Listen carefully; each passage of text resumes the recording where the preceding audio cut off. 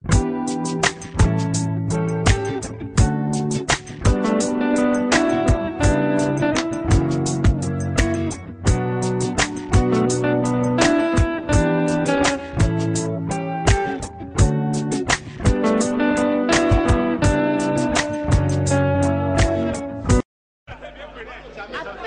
Cour constitutionnelle a-t-elle rendu sa décision et déclaré non conforme à la Constitution la loi sur les règles générales en République du Bénin, votée dernièrement par le Parlement et d'ailleurs sujet à polémique, que les députés de la 5e législature en sont presque venus aux mains.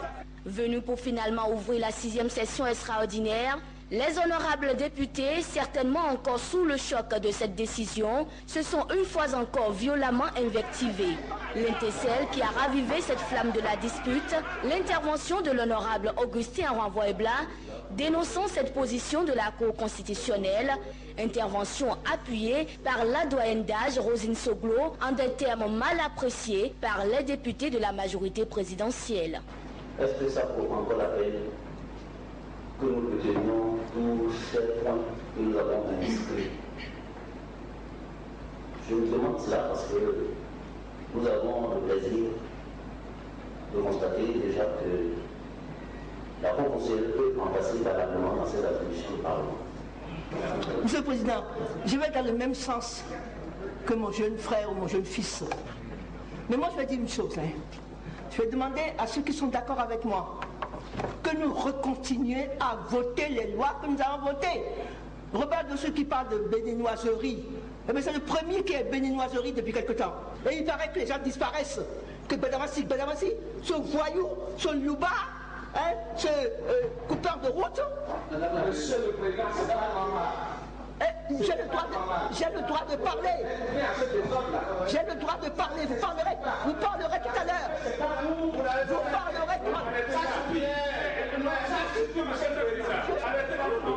Je suis parlementaire, mais pas parler. Vous parlerez plus tard. Et vous pouvez dire tout ce que vous voulez. Je suis parlementaire. En tant que parlementaire, j'ai le droit de parler.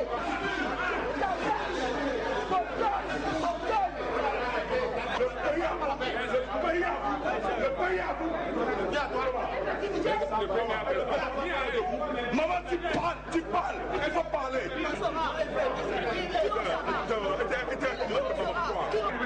Mais quand on va dire à Dauphine à Yoa, il y a des unions, mais baby says à Yoa, les Cadopino, mais nous tout à Woudé, mais des bonala do soe. Mais on a fini pour le boulot dans Président, chez les gens qui vont faire la guerre.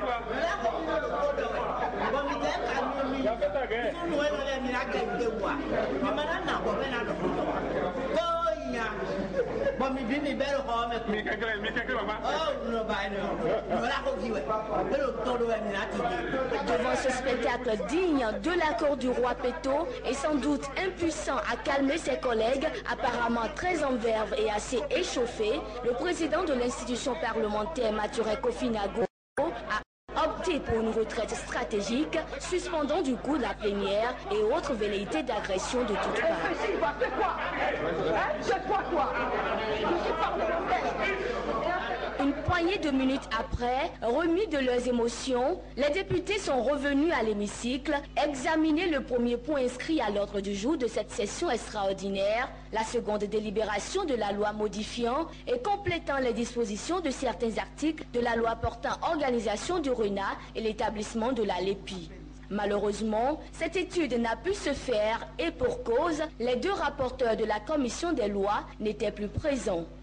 Ce que je voudrais que vous disiez à mes collègues, c'est qu'en tant que parlementaire, j'ai le droit de parler, même si mes propos leur déplaisent. Ensuite, ils ont le droit, à leur tour, de dire tout ce qu'ils ont envie de dire.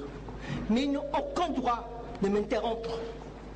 Vous devez les sanctionner, Monsieur le Président. Les injures, les invectives que nous avons tolérées depuis 3 ans jusqu'à nos jours, je crois que ça suffit comme ça, Monsieur le Président. Au lieu que les choses s'arrangent,